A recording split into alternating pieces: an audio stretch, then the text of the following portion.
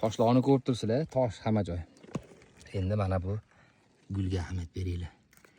Kamenniy roza deydi buni. Ya'ni mana teglari tosh hamma joy tosh. Ko'rib oringlar.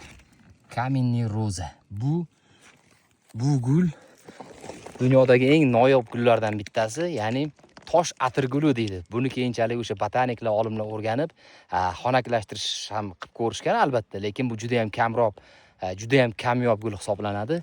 Kamenniy roza, marhamat. Mana ko'ryapsizlar, mana tosh ichidan yorib chiqqan. Bu yoqda mana boshqa anaqalar bor, lekin buni ham tegi tosh. Mana marhamat. Mazza qilib tomosha qilinglar. Kamenniy roza. Bu hozir yashil ko'rinishda. Buni biroz qoraroq, to'q siyoh ranglari ham bo'ladi. Balki menimcha shu rangga kirsa kerak. Xo'p, o'rtoqlar, mana tabiatimizda yana siz bilmagan eng noyob gullardan birini sizlarga ko'rsatdim. Bu juda ham kamdan kam insonga uchraydi. Hamma ham uchratib qolishi buni qiyin. Like bosib qo'ying va albatta kommentariyaga fikr yozib yoki bo'lmasam O'zbekiston bayrog'ini belgilab keting o'rtoqlar.